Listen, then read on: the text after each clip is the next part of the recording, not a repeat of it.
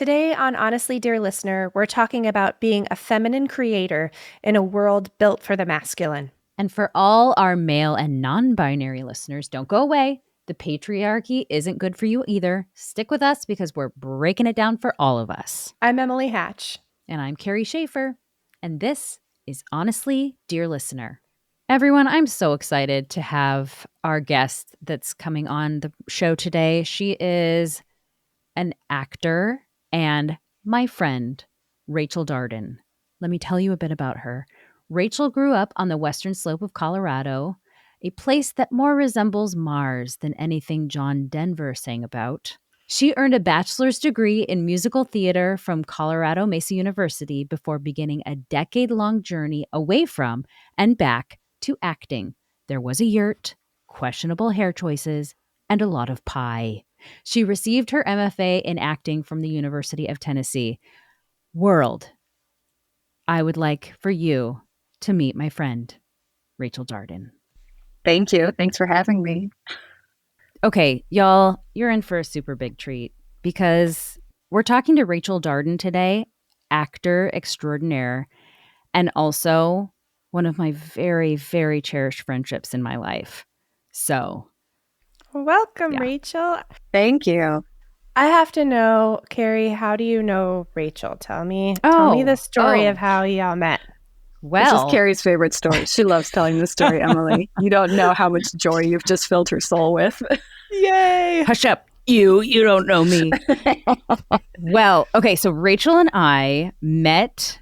There was a place called the Art Center where we're from, and they had a bunch of art, like it was a gallery kind of a thing, but in the back they had this theater, and it was for they had a program that was theater for kids, and we met there after school and we put on this little production. So I did not know who she was. She did not know me. We met there. She was cast as the queen of this production because it was like there was a royal court and then there was a dragon and blah, blah, blah. Anyway, she was the queen. I was cast as her daughter, the princess. Okay. Mm. So the lady who was directing the play was like, told me and another girl to go practice our dance in another room. So we're practicing our dance and our little song. And Rachel comes in and is like trying to direct and organize the rehearsal. Now, she is also my own age in this cast. And I'm like, no, in my head. And I am just like, wait, what is going on? And she's like, no, you da da da da. And I was like, I do not like this girl. I do not like her. So, and to top it off, her song in the show went like this. Which is my fault. My fault. I mean, typecasting. It went, I'm the queen. I'm the queen. I'm the queen of everything. That was her song. And with that, I'd like to rest my case. Now, my side of the story. And so anyway, to get onto the episode. So now, Rachel, what happened? In my memory, Carrie was in the room when the director, whose name was also Rachel, said, okay, you two go practice your thing. Rachel, give them feedback. And me, as the type A perfectionist that so many women in the arts are. So you're making the segue, Carrie. Nice. I was like, I have been given a job by an authority figure, and I am going to do that job to the best of my ability. And I feel like that's one of the things that makes me a good actor. It's like, give me a note. I'll run with it. Let's do it. You want me to give them notes? That's my note. So here are your notes. Yeah. Was I probably a little bossy? Yeah. But was I also probably making some very valid points. Yeah, probably. Amazing. And I would like to say that after Rachel and I became friends, we then discovered that we like to be very silly, and we would go to dances dressed up ridiculously in like spangly pantsuits. And at one dance, I think it was homecoming, we'd put glitter in our purses, and during the slow dance, when it was supposed to be like really magical, we'd like sprinkle the glitter over couples to make it even sillier. So, yeah. It was confetti. Glitter sounds malicious. It was confetti. I mean, yes. It was a Sparkly. larger type of glitter. Sparkly confetti. Very Right. nice. Yes.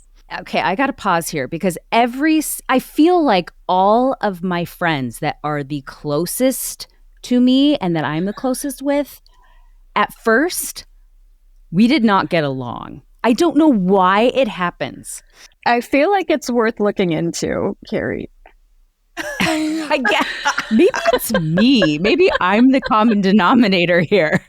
What's the saying that if you're out and about and you meet one asshole, you met one asshole, but if everybody you meet is an asshole, maybe you're the asshole. Damn it. And I'm not saying you're an asshole. I'm just saying maybe you and a trusted therapist.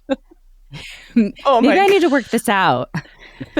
So anyway, I just think it is so funny that everyone that I meet, or not everyone that I meet, people that I meet that I'm like, ugh, I'm put off by, just give it some time. They're going to be your best friend. Like, it's going to happen.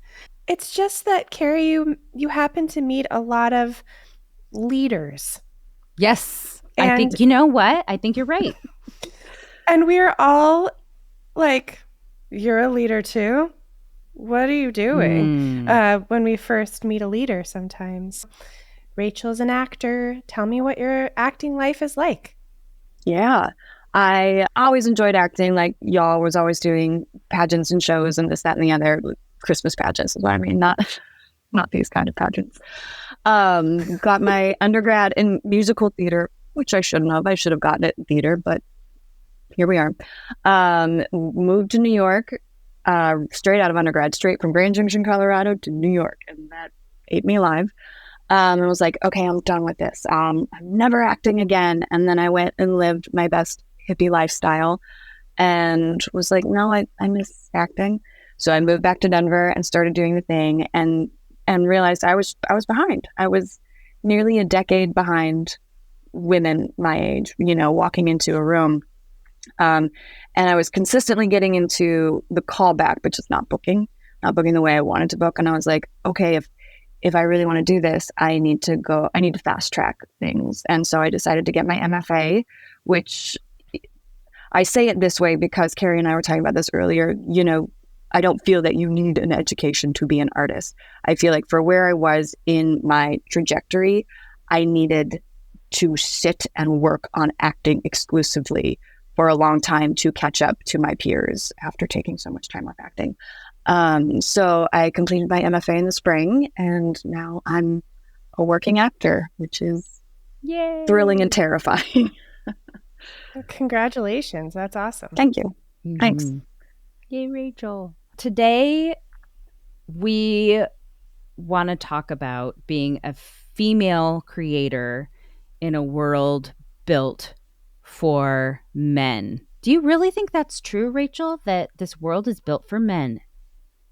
Absolutely. By men, for men, white men.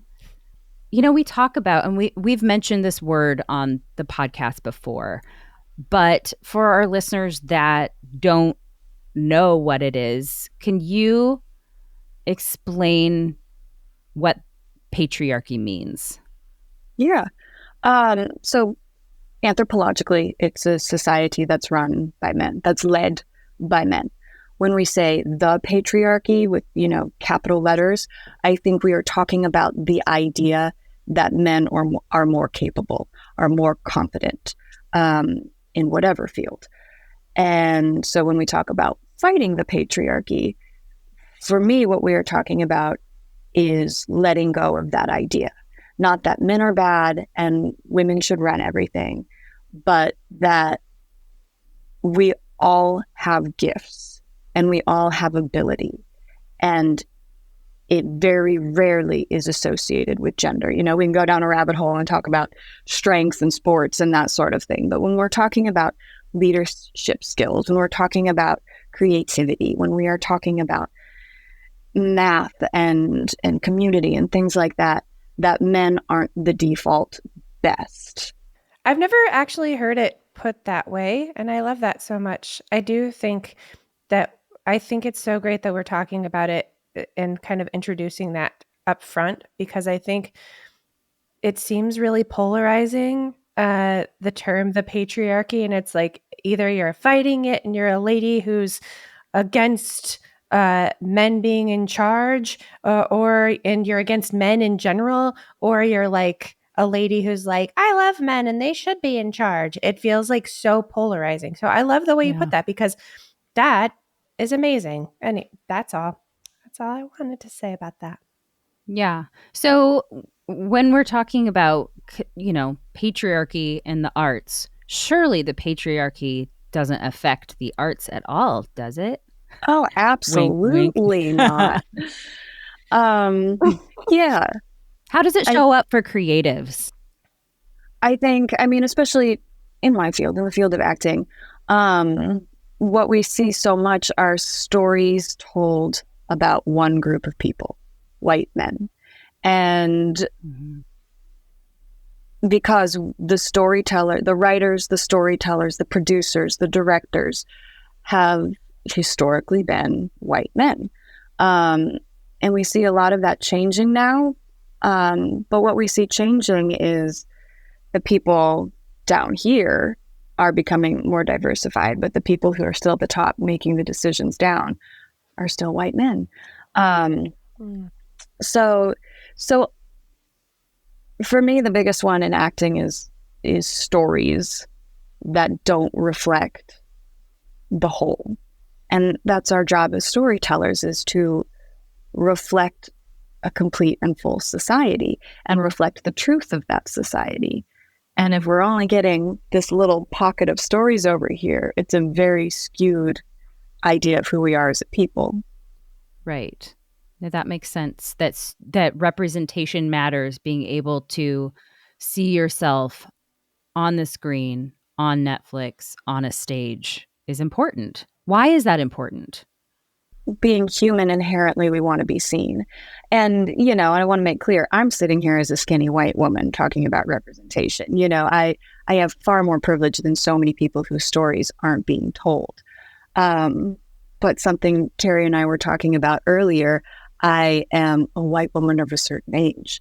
And when we talk about what does it mean in the arts, as a woman who is aging, and your relevance to the process. And again, that goes back to stories. There are fewer stories for aging women. There are fewer interesting stories for aging women. And that's just one, subsect of stories that aren't being told. I speak about it right now because that's where I find myself, and we are all very self-focused. That's just how we are as humans. But going back to your question, we are self-focused because that's all we know. And it's important to see, it's important to feel seen and be seen and know that you're not alone in this world. And that's a big part of storytelling. I so agree. And I think so. When I graduated from high school, I really wanted to move to New York City and be a musical theater actor. And I got to Nyack, New York, where I could see Manhattan across the river. And I got pregnant on my honeymoon, and I didn't know yet when we moved there. And I never went to Manhattan, as just a similar thing. And then I've taken the last almost 20 years to raise my kid. And now I'm in New York City as a woman who will be 40 this year. And it's hard to feel like there's a place for me and my story, because I feel like I'm so excited that new stories are being told, different stories are being told, but I have so frequently said, I'm glad that we're allowed to be chubby now because that works out for me.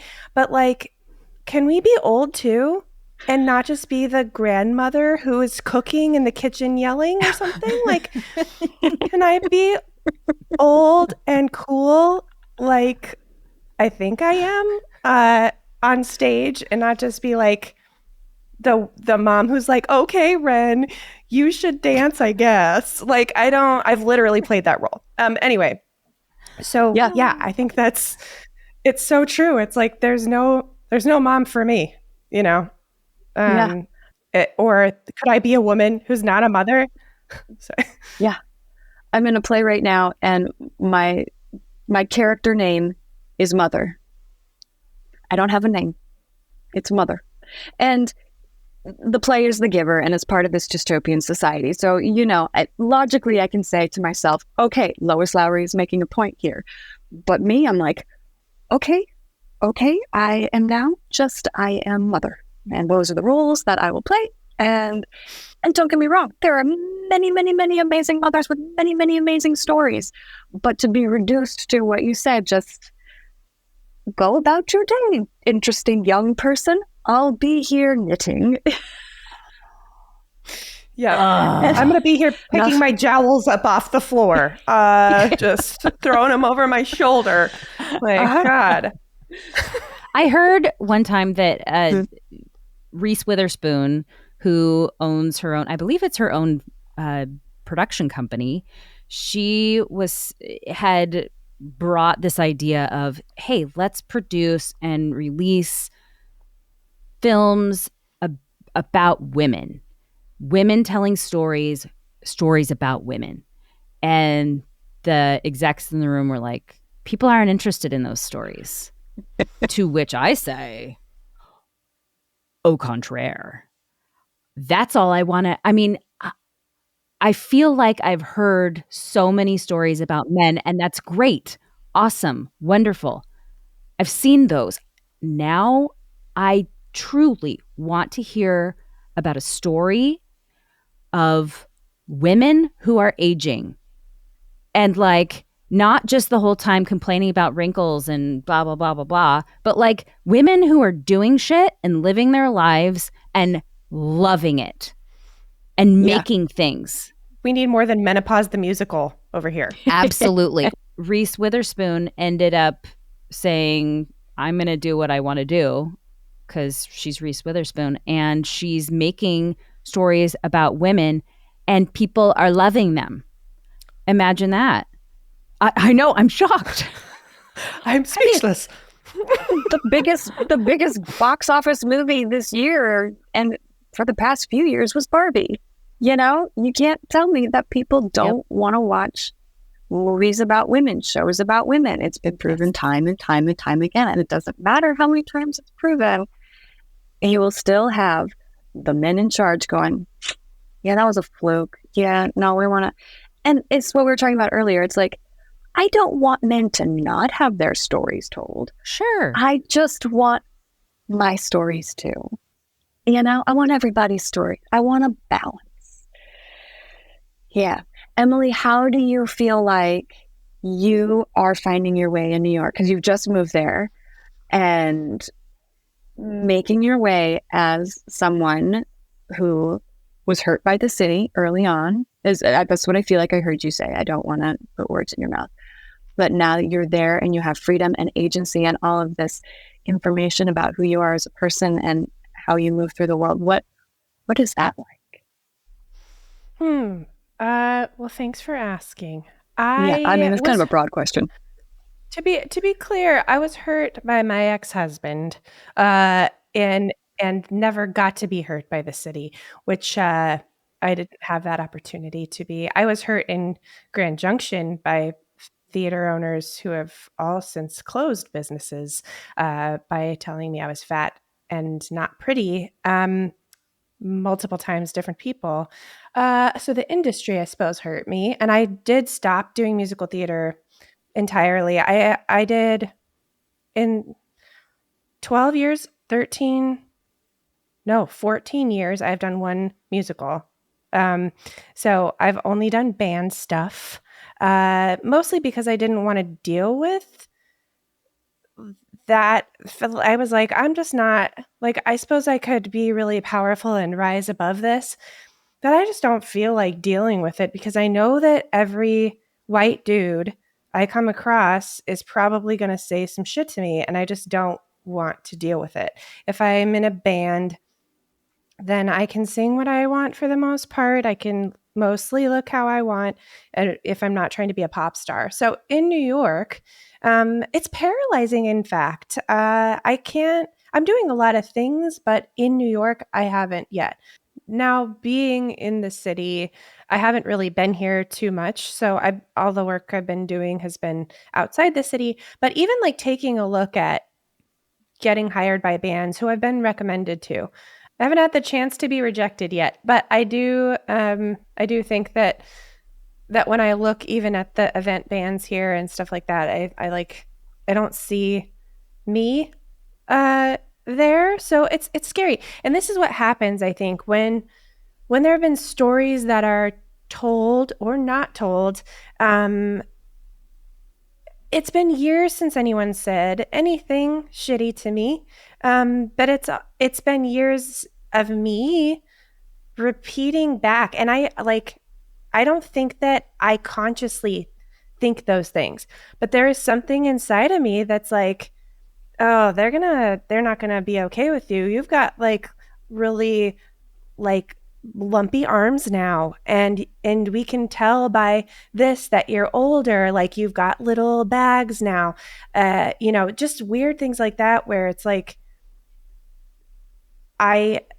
that story has been told so much like around me and to me in past years, and there's something in the industry that just implies, and I think it's because we don't see anybody that isn't a mom figure, but like that implies that once you're past a certain age, 30 maybe, you're not a human anymore. Like, and you're not going to be put in anything except for, old lady.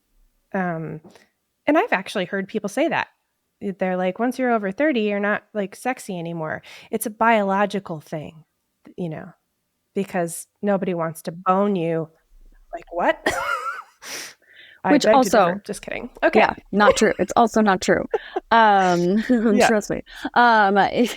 Have you seen the Amy Schumer sketch with Tina Fey and I think Renee Russo and Julia Louis-Dreyfus?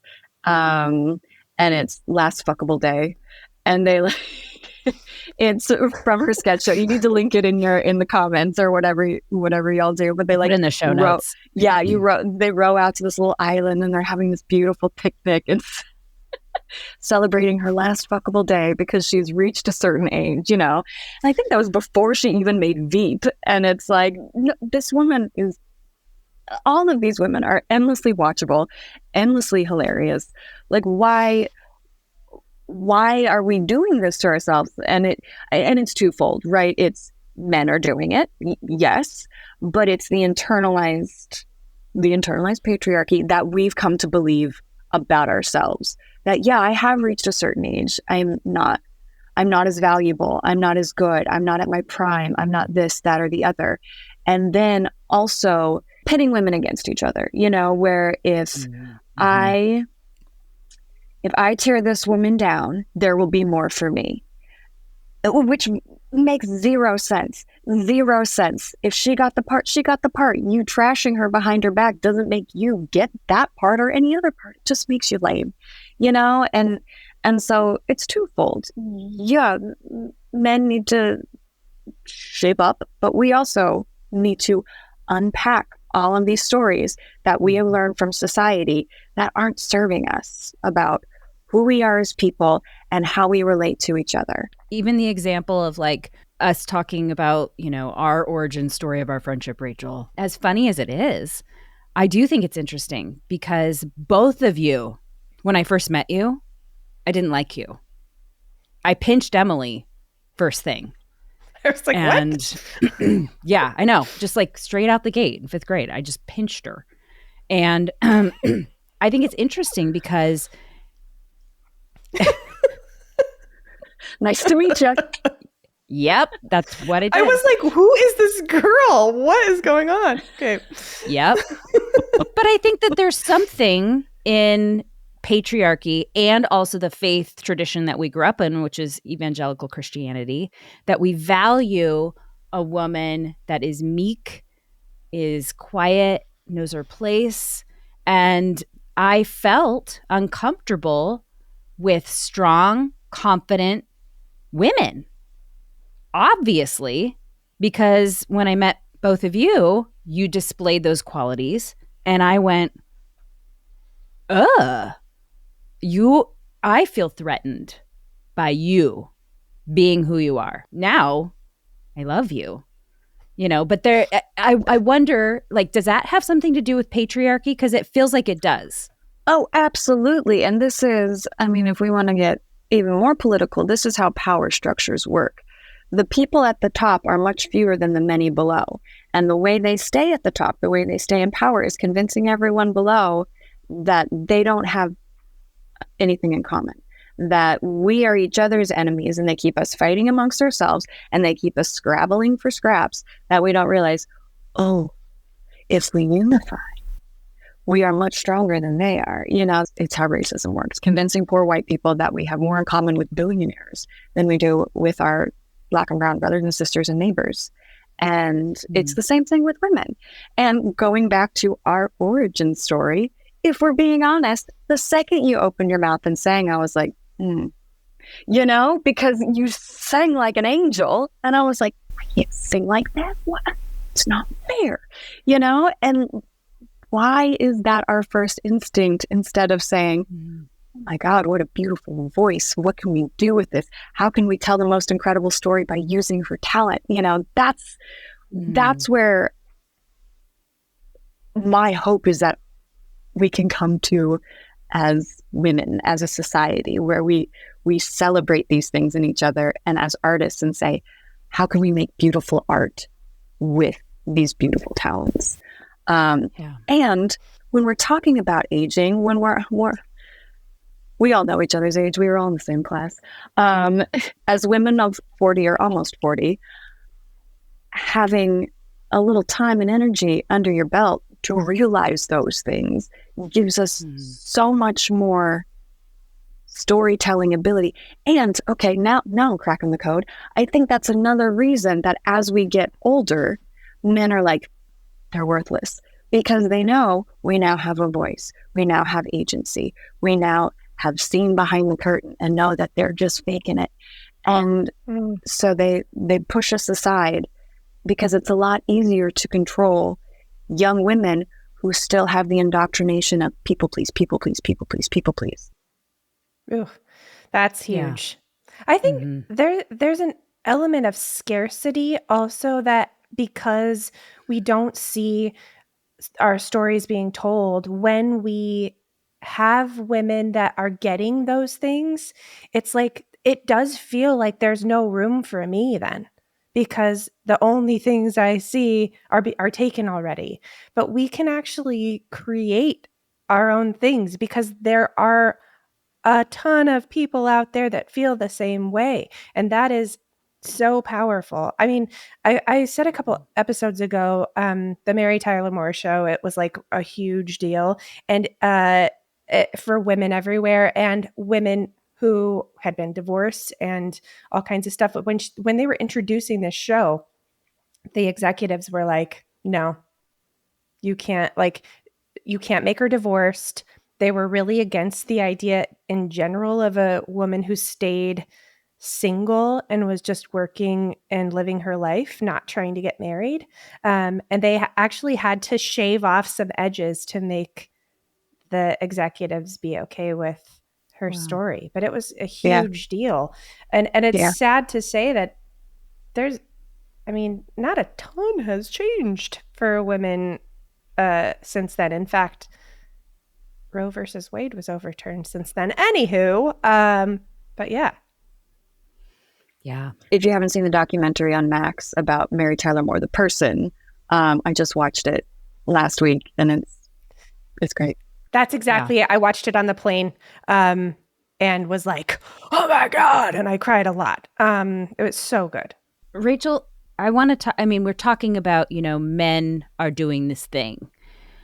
But I also think that it's interesting to mention that patriarchy is not just bad for women, it's also bad for men.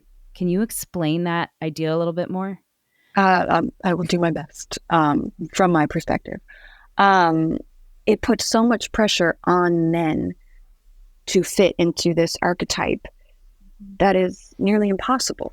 It puts a lot of pressure on women to fit into an archetype that's nearly impossible. But the same thing is happening for men, that you must be a good leader, you must be strong, you must not cry, you must, all of these things that the more men I talk to, the more I realize that just doesn't resonate true for them.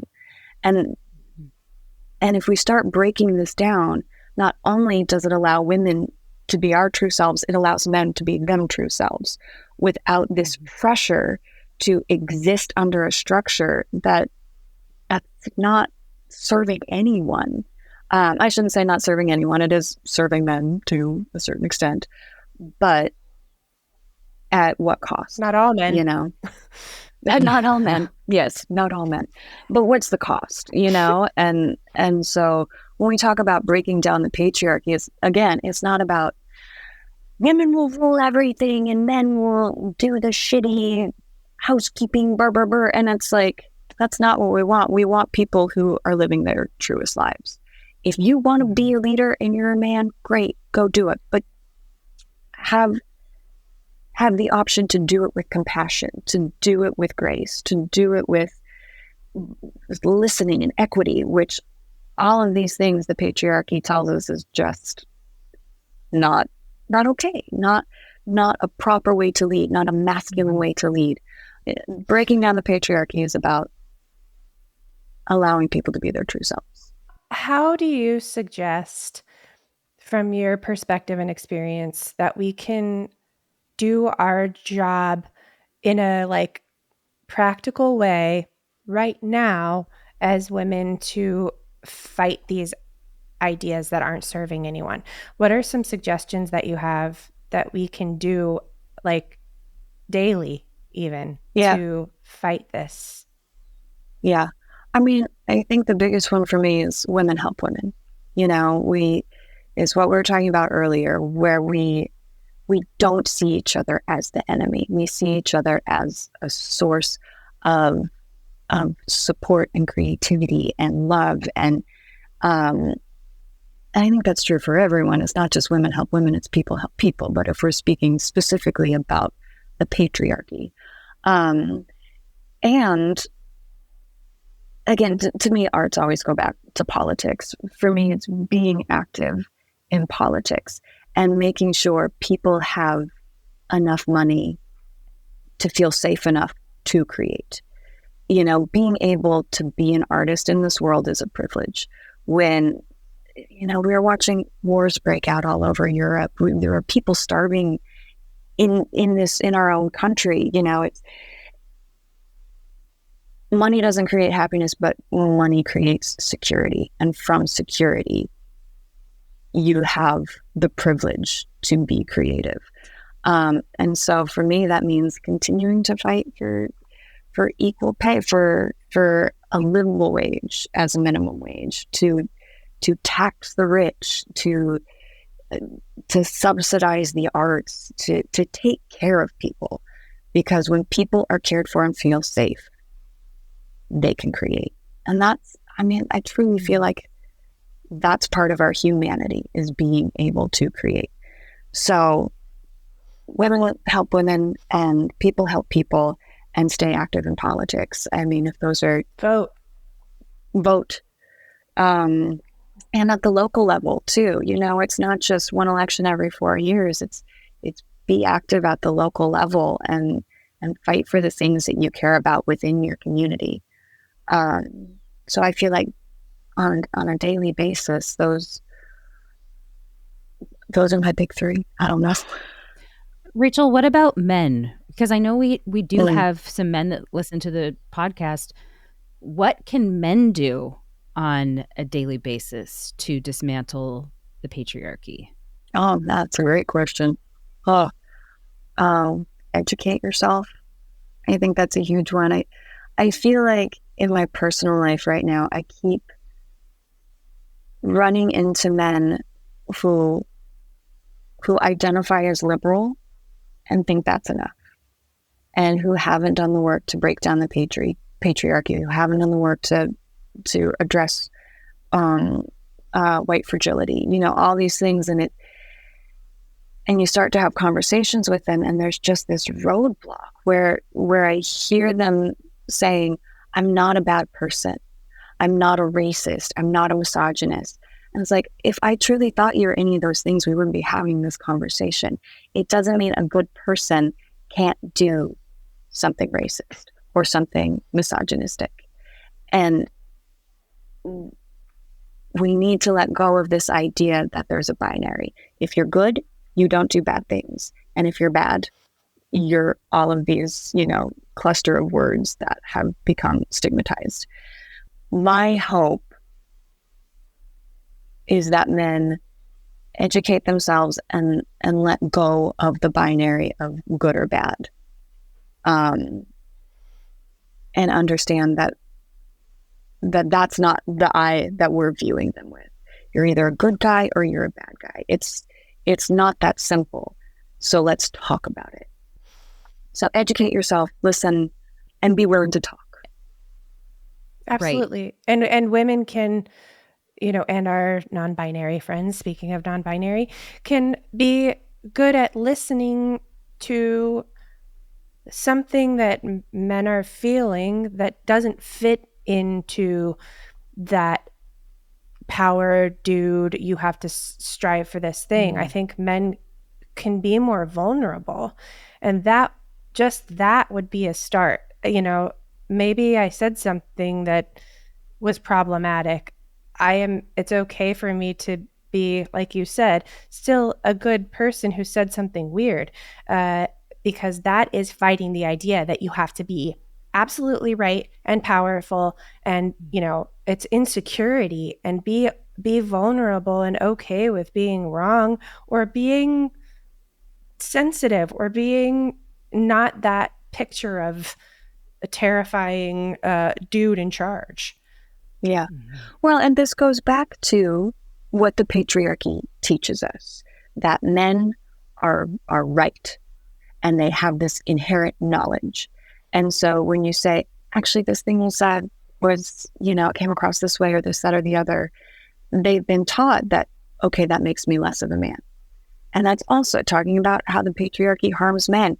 They don't have the option to learn and suss out and figure it out, because the expectation is they just know. And that's a completely bonkers expectation. Nobody just knows. So talking about breaking down the patriarchy, why it's good for everybody. Men also, the patriarchy tells men that women want Mr. Tough Guy, Mr. Stoic, Mr. Strong Guy, all these things. And it's like, no, we want a guy who's going to talk to us and listen to us and share with us and be vulnerable with us, and let us be vulnerable with them. And it's like, the idea of what women want in men comes from men. They didn't really consider talking to us about what we want in men. And of course, we're getting into very general terms, and not all men and not all women. But there's room for it all. And I guess that's the theme I keep going back to with the patriarchy. We are a vast and diverse group of humans. So let's allow ourselves that. Yeah. What role can art play in dismantling the patriarchy? I mean, I can only speak to what I do. Again, telling compelling stories. And I think it's the job of theater to hold a mirror up to society and say, this is what we see in us. Discuss. How does that make you feel? I think where American theater is feeling pinched right now is there's a lot of urge to preach, and nobody wants to be preached at. And good theater, good storytelling opens the door for conversation, opens the door for discussion. And so I guess that's how I see theater's role, storytelling's role. It's show, don't tell, right? That Yeah. idea of like, show me the story, don't preach at me, don't tell me, show me. Yeah. Yeah. And again, there are no binaries. And I feel like when preaching starts to get into very binary area, whereas you present what is happening, now let's talk about it. What was interesting? What was gray area? What was nuanced? Let's suss that out in that story. And what does that mean to me? Yeah. What about for you, Emily? What role does your creativity play in dismantling the patriarchy? I feel that I was just thinking when Rachel was talking about storytelling and how it applies, to opening up the conversation. I feel that music is a story as well.